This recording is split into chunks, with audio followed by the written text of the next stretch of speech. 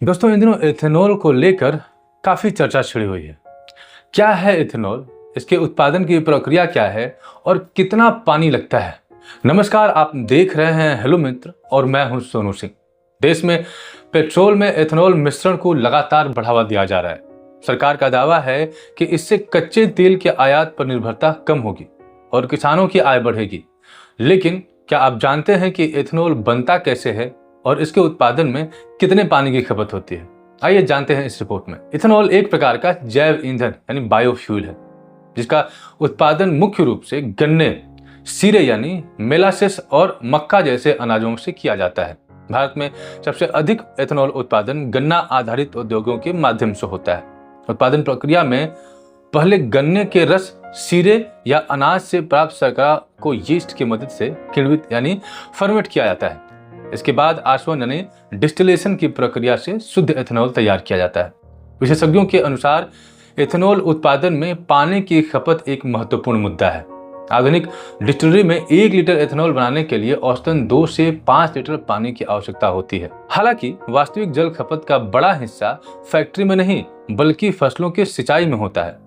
गन्ना देश की सबसे अधिक पानी मांगने वाली फसलों में शामिल है। ऐसे में गन्ना आधारित एथेनॉल उत्पादन को लेकर कई विशेषज्ञ जल संसाधनों पर पड़ने वाले दबाव को लेकर चिंता भी जताते हैं। वहीं मक्का आधारित एथेनॉल में अपेक्षाकृत कम पानी लगता है, जबकि कृषि अवशेषों में बनने वाले एथेनॉल को सबसे टिकाऊ विकल्प माना जाता है। सरकार अब दूसरी पीढ़ी यानी 2G एथेनॉल को भी बढ़ावा दे रही है। यह एथेनॉल धान की पराली, गेहूं के भूसे और अन्य कृषि अवशेषों से तैयार किया जाता है। इससे न केवल पराली जलाने की समस्या कम हो सकती है, बल्कि जल संसाधनों पर भी दबाव घटाया जा सकता है। एथेनॉल को भारत की ऊर्जा सुरक्षा और हरित ईंधन नीति का महत्वपूर्ण हिस्सा माना जा रहा है। हालांकि इसके साथ जल संरक्षण और टिकाऊ कृषि पद्धतियों पर ध्यान देना उतना ही जरूरी है। आने वाले वर्षों में यह देखना दिलचस्प होगा कि देश ऊर्जा जरूरतों और जल संसाधनों के बीच कैसे संतुलन स्थापित करता है। एथेनॉल मिश्रित पेट्रोल पर क्या विवाद है? क्या पुरानी गाड़ियों को इससे नुकसान होगा? देश में पेट्रोल में एथेनॉल मिश्रण को बढ़ावा दिया जा रहा है और सरकार E20 यानी 20% एथेनॉल मिश्रित पेट्रोल के लक्ष्य की ओर तेजी से बढ़ रही है। सरकार इसे तेल पर निर्भरता कम करने और किसानों की आय बढ़ाने वाला कदम बता रही है, लेकिन विपक्ष और कुछ विशेषज्ञ इस नीति पर सवाल उठा रहे हैं। आखिर क्या है ये सवाल और क्या पुरानी गाड़ियों पर इसका असर पड़ सकता है? वाहन निर्माताओं के अनुसार नई गाड़ियों को धीरे धीरे E20 ईंधन के अनुकूल बनाया जा रहा है, लेकिन कई पुरानी गाड़ियां और दोपहिया वाहन ऐसे हैं जिन्हें कम एथेनॉल मिश्रण को ध्यान में रखकर डिजाइन किया गया था।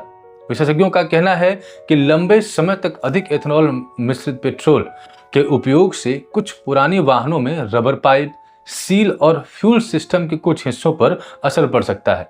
हालांकि इसका प्रभाव वाहन के मॉडल, उम्र और निर्माता के मानकों पर निर्भर करता है। इसके अलावा एथेनॉल की ऊर्जा क्षमता पेट्रोल से थोड़ी कम होती है, जिससे कुछ वाहनों में माइलेज पर मामूली असर देखने को मिल सकता है। सरकार का कहना है कि एथेनॉल मिश्रण से कच्चे तेल के आयात पर खर्च कम होगा, किसानों को अतिरिक्त आय मिलेगी और कार्बन उत्सर्जन में भी कमी आएगी।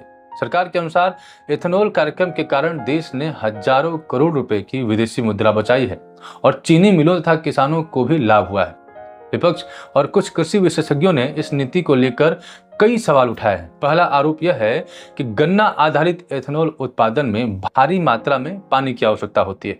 ऐसे में जल संकट वाले क्षेत्रों में इसका विस्तार संसाधनों पर अतिरिक्त दबाव डाल सकता है।